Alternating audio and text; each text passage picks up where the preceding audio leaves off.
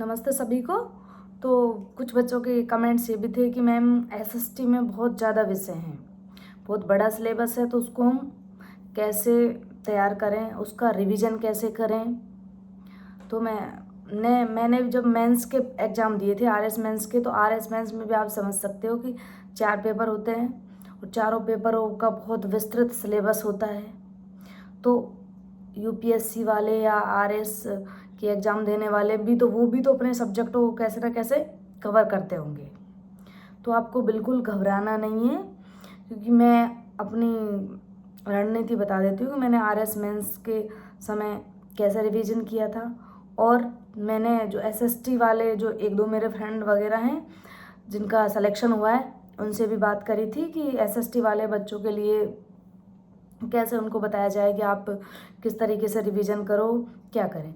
तो अपने एसएसटी विषय में 8 सब्जेक्ट होते हैं, यानी कि पॉलिटिकल हिस्ट्री और ज्योग्राफी।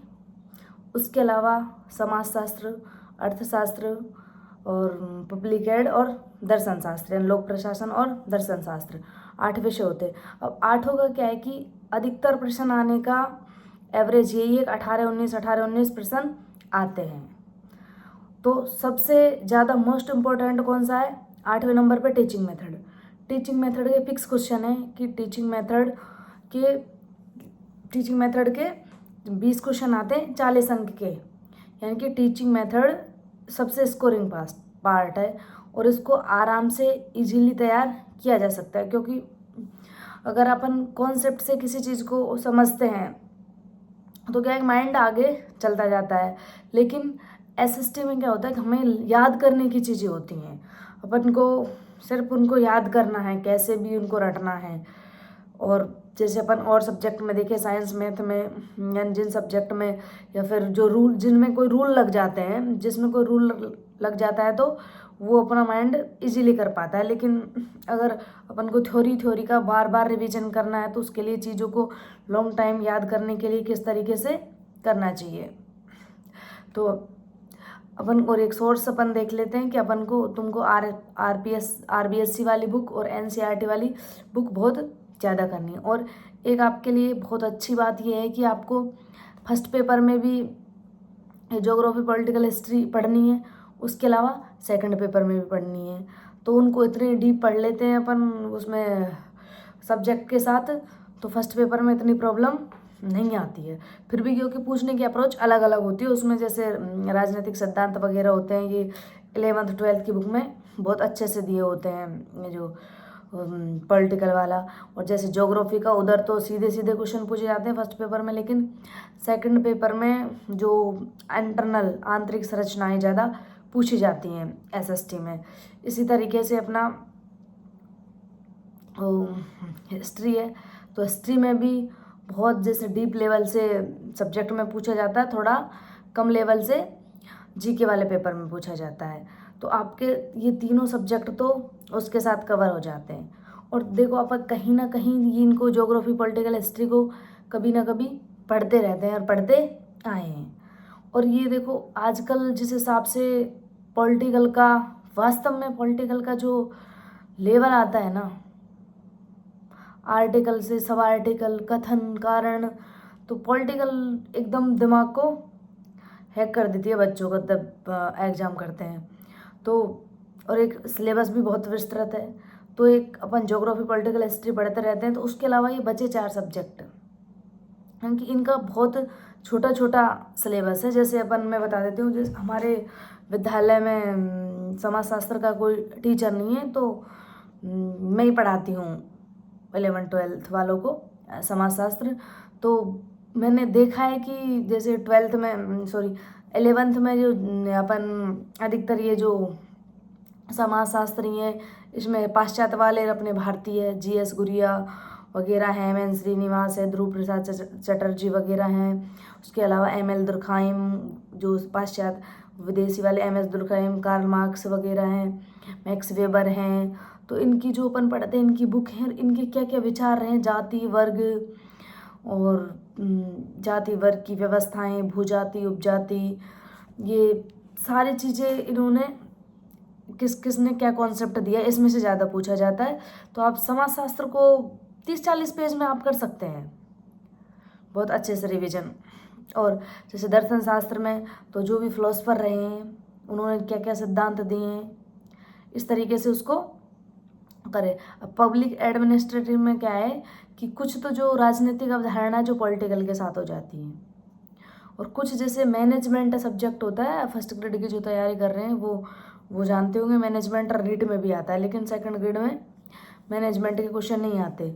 तो उससे हो जाते हैं कि जो पब्लिक एड का मतलब लोक प्रशासन, आप कैसे उनको प्रशासन को कैसे नियंत्रण में रख सकते हो, क्या जो इनकी जो सीढ़ियाँ हैं कैसे हैं कि उच्च प्रशासन फिर उसके नीचे अधीनस्थ काम करते हैं, ये सारे अपन पब्लिक एड में पढ़ते हैं। तो पब्लिक एड, समाजशास्त्र और दर्शन शास्त्र ये 3 छोटे सब्जेक्ट हैं, इनको पहले कवर करना चाहिए। और क्योंकि इनका भी वेटेज उतना ही है 18-19 नंबर का, तो स्मार्ट तरीके से इनको पहले करना चाहिए। फिर इकोनॉमिक्स को आपको आर्थिक समीक्षा के साथ साथ अपडेट करके पढ़ना चाहिए, आर्थिक समीक्षा के साथ भी हो जाती है ये कुछ। और जो अपना पॉलिटिकल से भी आजकल करंट से रिलेटेड क्वेश्चन खूब पूछे जाते हैं। और अब इसको सिलेबस को करने के क्या तरीके हो सकते हैं, तो स्टेप फर्स्ट में आपको सिलेबस को पूरे से कवर करना है।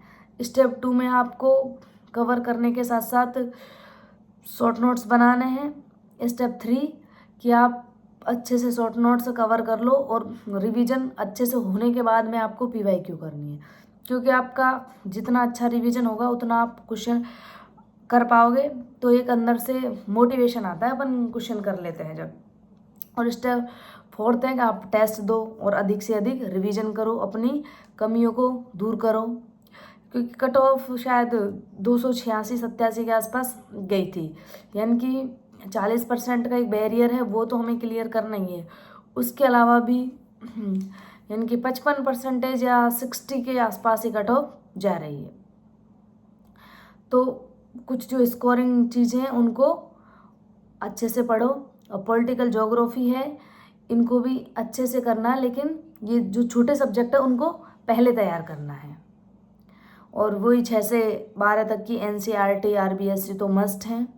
उसके अलावा जो टीचिंग मेथड वाला है, टीचिंग मेथड 1-2 बच्चों के ऐसे भी कमेंट्स थे कि मैम SST की टीचिंग मेथड कहाँ से करें।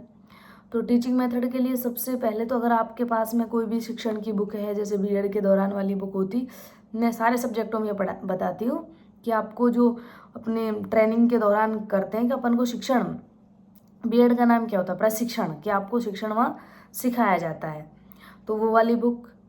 उसके अलावा आप कोई भी मार्केट से गाइड लो। अब ये सब करने के बाद में आप देखो कि आपसे PYQ क्वेश्चन हो रहे हैं या नहीं हो रहे। अगर आप पढ़ने के साथ PYQ कर पा रहे हो तो आप डेफिनेटली एग्जाम में भी कर दोगे, क्योंकि PYQ पूरी तरह एक समझ आधारित पैटर्न होता है। कुछ सिद्धांत, कुछ थ्योरियाँ हैं वो रटनी हैं, कुछ सीक्वेंस वगैरह हैं, पर अधिकतर इसमें से कि इसका खेल टीचिंग मेथड का तो हमारी सकारात्मक सोच, हमारी मेंटल लेवल किस तरीके से किसी चीज़ को सोच पाता है, हमारा नज़रिया, दृष्टिकोण क्या है। तो टीचिंग मेथड तो आप PYQ के साथ और जितने ज़्यादा प्रैक्टिस करो। तो थैंक यू SST वाले बच्चों को, गॉड ब्लेस यू।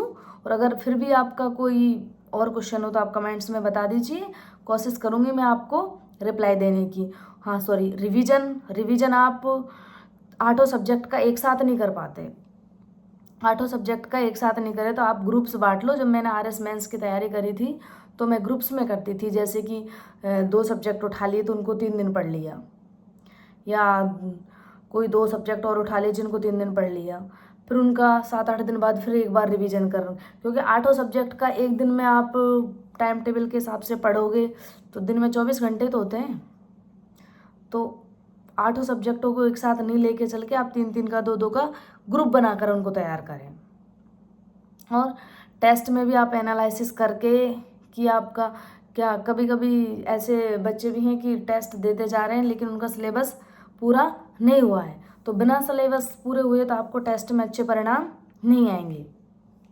ग्रुप के अकॉर्डिंग तैयारी करें कि ये सब्जेक्ट को इतने दिन पढ़ना है, उसके बाद उनका बारी बारी से रिवीजन करें। एक दिन ऐसा आएगा कि जैसे जैसे आपका एग्ज़ाम पास होगा तो आपकी रिवीजन की संख्या बहुत अधिक होगी जब तक, तो आपका जो टाइम है वो बहुत कम आ जाएगा।